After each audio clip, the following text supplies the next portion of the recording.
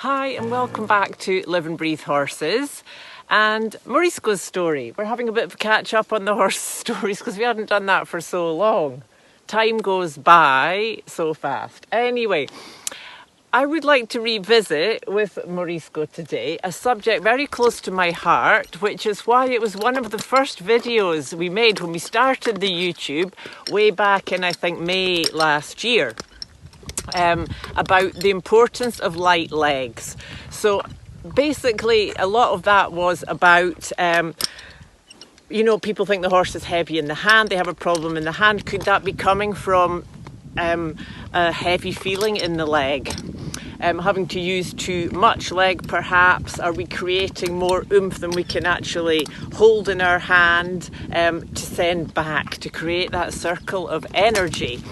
And it was also about using the legs, in a light, soft way to energize the horse. If we tighten up and push, we might as well be holding the horse around the waist and then saying run. So that's not going to work, is it, Biscuit?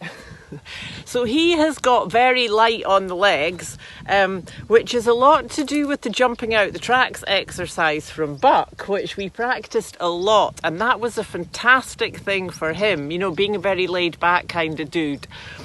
So today, really what I'm thinking about, because we're just getting back to work over the last while and, things keep happening or I'm away or this or that and we just not getting on very well with having a routine of work. But hey, that's okay. The last time always stays in there, doesn't it? So it doesn't really matter. And it doesn't matter in the big scheme of things.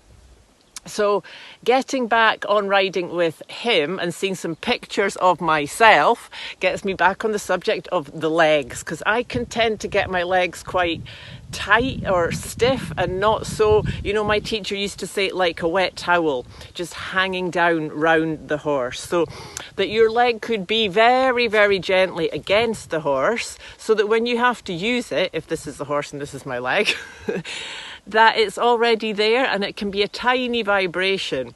Whereas if your horse is held out, your leg is held out from the horse and you go to touch, then the horse might get a little surprise because, you've got to come into contact very softly.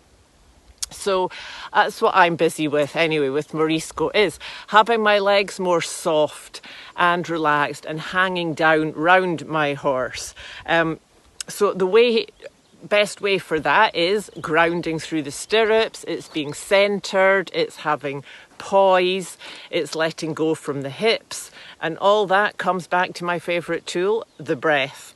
And of course using the legs. So it's also come up this week with a student, and she was pushing her horse, and every time she did, she tightened everything up, and her horse, who is very reactive because he's had quite a lot of harsh treatment in the past, just got completely wound up.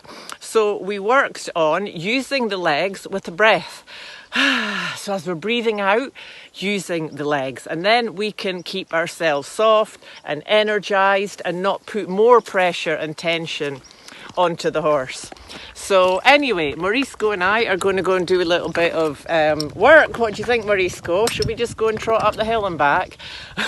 We're so lucky here to have all these hills, and to be honest, I much prefer to do my work out than in, We can do fantastic shoulder ins and half passes on the tracks, and we might even start doing a bit of piaffe on the way back home, as he's so chilled. Obviously with a horse that got excited at all, you would not do it like that, but I think for Morisco that might be quite fun. So yes, light legs, all about the breath and consciousness of how you're using them, Starts with your balance, your poise, your position on the horse, being centered, being grounded through your stirrups, position of mechanical advantage, and from there we can animate and energize our horse with our legs rather than add to the heaviness or resistance. So hope that makes sense. I'd love to hear your experiences around that. And if you're interested in learning more, we go much deeper into all these things on the online course. So thank you for joining us today. Look forward to seeing you next time, and keep tuning into the light.